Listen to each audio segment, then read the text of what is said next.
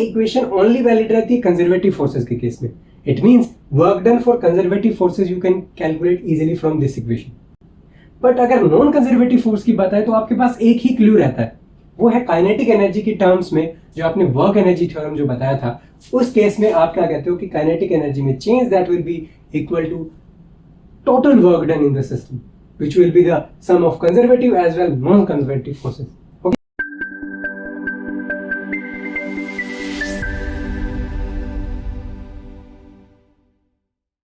Hello everyone, welcome to the YouTube channel. This is Deepak Marwar.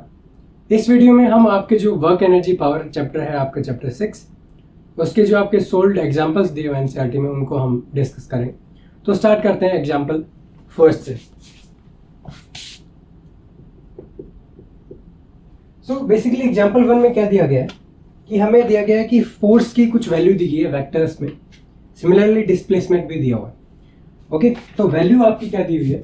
Force आपको basically दिया हुआ है F vector that is defined as 3i cap plus 4j cap minus 5k cap.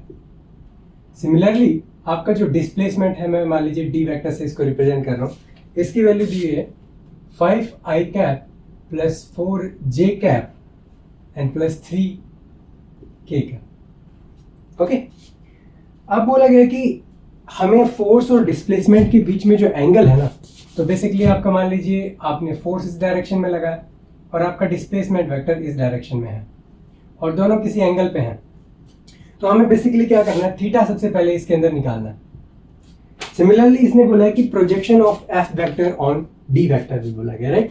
So projection of F vector on D vector. तो बिल्कुल basic सा सवाल है, it's related two vectors, right? तो जब हमने वेक्टर्स को डिफाइन किया, हमने क्या बोला कि अगर दो वेक्टर आपके दिए हुए हैं, अगर आप उनका स्केलर वेक्टर प्रोडक्ट लेते हो, स्केलर वेक्टर प्रोडक्ट बेसिकली होता क्या है कि एफ वेक्टर डॉट आपने अगर डी वेक्टर लिया, ये आपका क्या होता है, डॉट प्रोडक्ट इसको बोलते हैं या फिर स्केलर प्रोडक्ट इसको बोलते हैं, बिकॉज ये एक स्केलर क्वांटिटी होती है. तो इसकी वैल्यू कितनी निकल के आती है, एफ वेक्टर का मोड, डी वेक्टर का mode and cos of theta. So theta basically जो एंगल है दोनों के बीच में वो आपका यहाँ पे दिया हुआ है, राइट?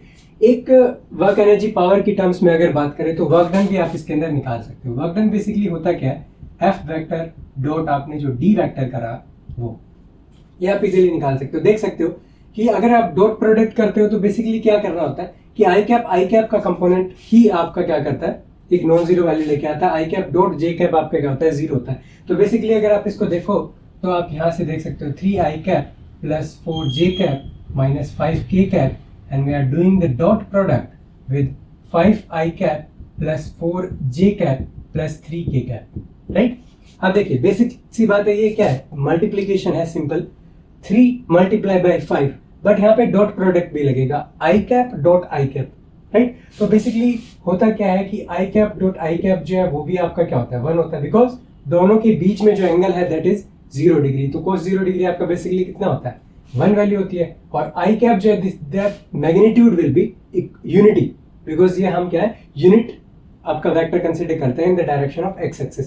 सिमिलरली आप देखोगे कि जे कैप डॉट जे कैप भी आपका 1 होता है, but I cap dot J cap आपका कितना हो जाता है, 0 हो जाता है, बिकॉज दोनों के बीच का एंगल जो है theta is 90 degree. So F vector dot D vector will be equal to 0 if the angle is 90 degree, right? तो आई कैप और जे कैप के बीच में 90 डिग्री का एंगल है, दैट्स व्हाई.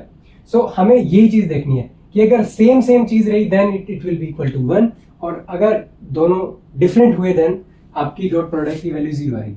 तो बेसिकली आप वर्क डन यहाँ से कैसे चेक कर सकते हो, 3 का आई कैप से मल्टीप्लाई करना, जे कैप का जे से और के का के से. तो बेसिकली यहाँ से देखिए, सो this will B 15 plus this will B 16 and this will B minus 15, right? तो बेसिकली वैल्यू कितनी आ गई आपकी, F vector dot D vector की 16 वैल्यू आ गई. तो ये तो बेसिकली बात तब आती है जब आपसे वर्क डन पूछा जाए कि कितना वर्क डन आपने किया. बट हमें यहाँ से पूछा गया है कि एंगल कितना होगा. तो एक बेसिक सी बात है, देखिए F vector dot D vector आपने निकाल लिया, कितना वैल्यू है, 16 वैल्यू है. अब मैग्नीट्यूड भी अगर आप निकालोगे तो कोस थीटा यहाँ से इजीली निकाल सकते हो. अब देखिए एफ वेक्टर का मॉडुलस बेसिकली होता क्या है, it will be just take the under root and take the square of this. So this will be 9 plus square of this 16 plus square of this it will be 25। Similarly D vector का mod भी आप निकाल सकते हो। इसमें भी क्या होगा, 25 प्लस आपका 16 है, प्लस आपका क्या हो गया 9 यहाँ पे निकल गया है। तो यहाँ से कितना हो गया है, √50 हो गया, ये वाला भी √50 हो गया। तो दोनों का जो मैग्नीट्यूड है वो आपका क्या निकल गया, इक्वल निकल गया, और इसकी वैल्यू कितनी है √50। ओके, तो बेसिकली हम ओनली मैग्नीट्यूड बता रहे हैं, यूनिट्स ऑब्वियसली दोनों की डिफरेंट है, सिर्फ हम नंबर्स की बात करें तो √50 दोनों की वैल्यू निकल के आ रही है। ओके, अब हमें चेक करना है cos ऑफ थीटा। तो यहाँ से इजीली इस इक्वेशन से आप क्या देख सकते हो कि cos of theta will be equal to 16 divided by 50, because √50 will be equal to 50, और यहाँ से आपकी थीटा की वैल्यू आ जाती है cos इनवर्स 16 डिवाइडेड बाई 50। तो अब इसकी कैलकुलेटर से इजीली आप क्या कर सकते हो, इसकी वैल्यू निकाल सकते हो। ओके, तो ये तो बात आ गई कि आप थीटा कैसे निकालोगे इसके अंदर बेसिकली, राइट। ओके, अब इसने बोला गया है कि projection of F vector on D vector, right. तो प्रोजेक्शन बेसिकली होता क्या है, ये एफ वेक्टर आपका दिया हुआ है, डी वेक्टर के ऊपर प्रोजेक्शन मींस अगर आप एक परपेंडिकुलर डालो इसके ऊपर, तो ये जो मैग्नीट्यूड है, ये जो एफ का मैग्नीट्यूड है, यही आपका क्या होता है, प्रोजेक्शन होता है। और किसके ऊपर चेक करो प्रोजेक्शन, डी के ऊपर चेक करो। तो बेसिकली क्या लिखोगे आप, projection of F vector on D vector किसके इक्वल हो जाएगा, देखिए एफ का चेक करना है तो F cos of theta, this will B F cos of theta. अब देखिए बेसिकली cos ऑफ थीटा आपने यहां से इजीली चेक कर सकते हो कितना वैल्यू आया, राइट। और एफ वेक्टर का मॉडुलस आपको पता ही है ऑलरेडी कितना है, √50 है, और मल्टीप्लाई बाय आपने 16 डिवाइडेड बाय 50 यहाँ पे किया, तो ये बेसिकली हो जाएगा 16 डिवाइडेड बाय √50।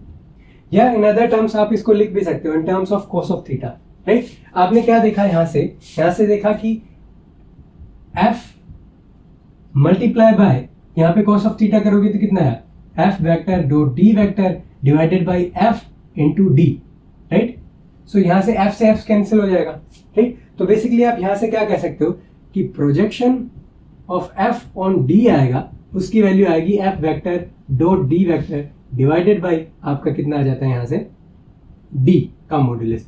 तो बेसिकली ऑन जिसके ऊपर हम चेक करेंगे कि किसके ऊपर निकालना है, उस वो आपका डिनोमिनेटर में आपका यहाँ पे देखने मिल रहा है, न्यूमरेटर में आपका जो F vector dot D vector है वो यहाँ पे देखने को मिल रहा है। तो बेसिकली ये तो आपका फॉर्मूला आप कह सकते हो। सिमिलरली अगर आपको बोला जाए projection of D on F, तो क्या करोगे, F vector dot D vector divided bye आपको क्या करना पड़ेगा, एफ वेक्टर का मॉडुलस, राइट। बिल्कुल सिंपल सा यहाँ पे चेक करना है, और दोनों की वैल्यू भी क्या आएगी, सेम आएगी। बेसिकली अगर आप चेक करोगे ना, F vector dot D vector तो 16 है, और एफ वेक्टर और डी वेक्टर दोनों का मैग्नीट्यूड ही आपका √50 है। तो बेसिकली आपकी वैल्यू जो है प्रोजेक्शन एक दूसरे के ऊपर आपका यहाँ पे इक्वल निकल के आएगा, राइट। अब हम डिस्कस करते हैं आपका नेक्स्ट एग्जाम्पल, जो कि एग्जाम्पल 6.2। और बेसिकली ये जो एग्जाम्पल है काफी इंपॉर्टेंट है। तो जब आप इसको करोगे तो बेसिकली जो वर्क एनर्जी थ्योरम का जो कंसेप्ट है वो आपका क्लियर हो जाएगा, राइट। तो क्वेश्चन में क्या बोला गया है कि it is well known that rain drop fall under influence of downward gravitational force. तो बेसिकली जो रेन ड्रॉप है वो नीचे की तरफ गिरती हैं, राइट, अंडर ग्रेविटी गिरता है। बट क्या बोल रहा है कि उसके अंदर एक रेजिस्टिव फोर्स भी एक्ट करता है, कुछ ना कुछ हवा का उसमें लगेगा, राइट। तो बेसिक सी बात है कि रेन ड्रॉप की हमें बात करनी है। तो ये रेन ड्रॉप है, ये नीचे गिर रहा है, ये दो तरीके के फोर्स एक्सपीरियंस करेगा, एक एफ ग्रेविटी में बोल सकता हूँ और एक एफ रेजिस्टिव। तो रेजिस्टिव फोर्स ऊपर की डायरेक्शन में और ग्रेविटेशनल फोर्स नीचे की डायरेक्शन में एक्ट करेगा उस ऑब्जेक्ट के ऊपर। Now later it is known that the resistive force basically it is proportional to the velocity of the particle. तो ये हम बाद में चेक करेंगे जब हम विस्कस फोर्स को काफी डिटेल में डिस्कस करेंगे, इस रेजिस्टिव फोर्स को डिटेल में जब चेक करेंगे, जो फ्लूइड डायनेमिक्स का पार्ट आपका रहने वाला। लेकिन बेसिकली हमें सिर्फ फिलहाल इतना ही पता है, इसको कंसीडर नहीं करना है, राइट। ओके, अब ये बोलना चाह रहा है कि आपका जो ड्रॉप है, रेन ड्रॉप जो है वो आपका कितना है, 1 किलोमीटर हाइट से नीचे की तरफ गिर रहा है, राइट। ये जो हाइट है ये आपकी 1 किलोमीटर दिया हुआ, और बोला गया कि अंडर ग्रेविटी जब ये ग्राउंड पर पहुंचता है तो ग्राउंड को किस वेलोसिटी से हिट करता है, तो इस पॉइंट पे जब ये ग्राउंड को हिट करता है it will B 50 metre per second, right. तो बेसिकली ये हमें इसमें दिया हुआ है। अब ये पूछना चाह रहा है, इसमें दो क्वेश्चन पूछे गए। पहला पूछना चाह रहा है कि ग्रेविटेशनल फोर्स कितना वर्क डन करेगा, और दूसरा बोला जा रहा है कि रेजिस्टिव फोर्स कितना वर्क डन इसके अंदर करेगा। ये हमें यहाँ पे निकालना। तो बेसिकली वर्क डन की बात यहाँ पे आ जाती है, राइट। ओके, ऑब्जेक्ट यहाँ से लेके यहाँ तक मूव किया, दो तरीके के फोर्सेस इसने एक्सपीरियंस करे। पहला फोर्स आपका ग्रेविटेशनल फोर्स है, दूसरा फोर्स रेजिस्टिव फोर्स है। तो सबसे पहले मैं बात करूं, एफ आर जो है ये आपका क्या है, नॉन कंजर्वेटिव फोर्स है, राइट। सिमिलरली एफ जी आपका क्या है, ये आपका कंजर्वेटिव फोर्स है, राइट। ओके, अब देखिए हमने यहां पर बात किसकी करनी है, वर्क की करनी है। तो बेसिकली अगर आप निकालोगे यहाँ पे, अगर ऑब्जेक्ट जो है इस पोजीशन से इस पोजीशन तक आता है, 1 किलोमीटर की डिस्टेंस ट्रैवल करता है, it means it is 1000 meter. Okay, so 1000 meter travel करता है। जी की वैल्यू आप ले लीजिए 10 या 9.8, राइट, 10 मान लीजिए एक बार के लिए। तो अगर आप वेलोसिटी कैलकुलेट करोगे ना, तो 50 मीटर पर सेकंड से आपकी ज्यादा वेलोसिटी एक्सपेक्टेड होती है, बिकॉज वहां पे कोई रेजिस्टिव फोर्स हम वहां पे अज्यूम नहीं करते, राइट। फ्रिक्शन लेस आपका, या फिर जो एयर ड्रिफ्ट है उसको हम नेग्लेक्ट करके ही आपका जो काइनेमेटिक इक्वेशन है उनको हम अप्लाई करते हैं। तो अगर आप कैलकुलेट करना चाहते हैं तो कैलकुलेट कर सकते हो। बेसिकली यहाँ पे अगर square minus u square is going to be equal to 2as, basically ये क्या है, आपकी थर्ड काइनेमेटिक इक्वेशन है।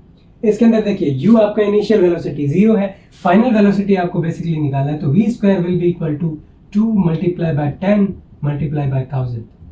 तो बेसिकली ये वाला जो वैल्यू है वेलोसिटी आपकी, ये जो यहां से निकल के आई, that will be greater than 50 metre per second. It means अगर आपका एयर रेजिस्टेंस नहीं होगा, in that case you going to have larger velocity, okay, because air resistance है, दैट्स व्हाई आपका जो ड्रॉप है, रेन ड्रॉप जो हिट करेगा ग्राउंड को, उसकी वेलोसिटी एक्सपेक्टेड से आपकी क्या रहने वाली है, कम रहने वाली है। आप इजीली यहां से चेक कर सकते हो, राइट। ओके, अब यहाँ पे देखिए हमें निकालना बेसिकली क्या है, हमें वर्क डन निकालना है कि ग्रेविटेशनल फोर्स ने कितना वर्क डन किया और रेजिस्टिव फोर्स ने कितना वर्क डन किया। तो हमें बेसिक सी बात है, बेसिक डिफिनेशन वर्क डन की होती क्या है, हमने बोला कि अगर आपको फोर्स पता है और डिस्प्लेसमेंट वेक्टर पता है, तो दोनों का आप डॉट प्रोडक्ट करिए, आपको क्या मिल जाएगा, वर्क डन मिल जाएगा। और यहाँ पे ये जो एफ की वैल्यू है वो आपका बेसिकली क्या है, ग्रेविटेशनल फोर्स है। और ग्रेविटेशनल फोर्स आपका होता क्या है, basically mass into gravitational acceleration, right. Similarly S जो है वो डिस्प्लेसमेंट आपका कहां से कहां है, यहां से लेके यहां तक है, बिकॉज रेन ड्रॉप जो है वो यहां से यहां तक मूव कर रहा है। इट मींस आप वर्क डन इजीली कैलकुलेट कर सकते हो किस केस में, ग्रेविटेशनल फोर्स के केस में। इसकी वैल्यू कितनी हो जाएगी, मास आपका 1 ग्राम दिया हुआ है, राइट। तो मास जो है वो आपका क्वेश्चन में दिया हुआ है, इट इज 1 ग्राम, राइट। तो 1 ग्राम आपका, आप कह सकते हो कि इट इज 10⁻³ kg, राइट। तो MKS यूनिट्स में चलेंगे, कोई दिक्कत नहीं है। तो यहां से आपने देखा it is 10⁻³ multiply by gravitational acceleration 10 multiply bye आपका कितना हो गया, हाइट कितना हो गया 1000। तो ये आपका बेसिकली कितना आता है, 10 निकल के आता है, और यूनिट इसकी हो जाती है आपकी जूल में। अब ये तो बात आ गई आपकी ग्रेविटेशनल फोर्स ने कितना वर्क डन किया। अगर आपका रेन ड्रॉप यहां से यहां तक मूव किया तो हमने इजीली फोर्स का एक्सप्रेशन हमें पता है, डिस्प्लेसमेंट हमें पता है, हमने इजीली निकाल लिया कि ग्रेविटेशनल फोर्स कितना वर्क डन करेगा। अब बात आती है रेजिस्टिव फोर्स की। तो बेसिकली रेजिस्टिव फोर्स का जो एक्सप्रेशन है हमें नहीं पता है, तो बेसिकली डायरेक्टली हम तो नहीं निकाल सकते वर्क डन कितना, बट हम क्या यूज कर सकते हैं, आपकी वर्क एनर्जी थ्योरम जो है उसका यूज करके इनडायरेक्टली निकाल सकते हैं। कैसे करोगे, हमें बेसिकली जो वर्क एनर्जी जो थ्योरम है उसमें हमने क्या चेक किया था कि जो काइनेटिक एनर्जी में जो चेंज है, delta kinetic energy that will be equal to work done, okay. और ये जो वर्क डन हमने बोला ये आपके लिए किसके लिए था, कंजर्वेटिव के लिए भी था, प्लस ये नॉन कंजर्वेटिव के लिए भी था, राइट। तो बेसिकली यहाँ पे आप क्या लिख सकते हो कि kinetic energy final minus kinetic energy initial will be equal to work done by the conservative force plus work done by resistive force और नॉन कंजर्वेटिव फोर्स। तो बेसिक सी बात है, ये आपका हमने वर्क एनर्जी थ्योरम में देखा था। अब यहाँ पे डायरेक्टली आप चेक कर सकते हो कि फाइनल काइनेटिक एनर्जी आपके पास पता है, इनिशियल काइनेटिक एनर्जी आपको पता है, और ग्रेविटेशनल फोर्स जो है उसकी वजह से जो वर्क डन है वो ऑलरेडी आपने कैलकुलेट करा हुआ है। तो आप रेजिस्टिव फोर्स कितना वर्क डन करेगा वो इजीली यहां से कैलकुलेट कर सकते हो, राइट। तो यहां से देखिए हाफ mv स्क्वायर आपका कितना हो गया 50 स्क्वायर, माइनस इनिशियली आपका रेस्ट में था, रेस्ट से आपका नीचे गिरा है, राइट? तो इनिशियल आपका 0 हो गया. It will be equal to W, G will be equal to 10 joule and we'll have this resistive work done. तो बेसिकली यहाँ पे मास का वैल्यू कितना हो गया? 10⁻³ kg. और इजीली आप कैलकुलेशन करके वर्क डन रेजिस्टिव फोर्स से निकाल सकते हो. ओके, और जब आप इसकी कैलकुलेशन करोगे तो आपको वैल्यू मिलने वाली है, इट विल बी -8.75 जूल. तो बेसिकली आपने यहाँ पे चेक किया कि वर्क डन अगर ग्रेविटेशनल फोर्स की बात करते हैं तो देखिए फोर्स और डिस्प्लेसमेंट आपके सेम डायरेक्शन में है. It means work done will be positive. So that's why we written it to be 10 joule in positive value, right? Similarly अगर आप देखिए रेजिस्टिव फोर्स ऊपर की डायरेक्शन में, डिस्प्लेसमेंट नीचे की डायरेक्शन में है, तो आपका नेगेटिव साइन ऑटोमेटिकली ही आ जाएगा. ये वैल्यू +10 जूल, ये भी आपकी प्लस कुछ वैल्यू है, लेकिन it is much greater than 10 joule, right? तो जब आप कैलकुलेशन करोगे तो वर्क डन की वैल्यू आपकी रेजिस्टिव फोर्स के केस में आती कितनी है? -8.75. अब ये नेगेटिव यहां पे रिप्रेजेंट क्या कर रही है? It represent opposing the motion.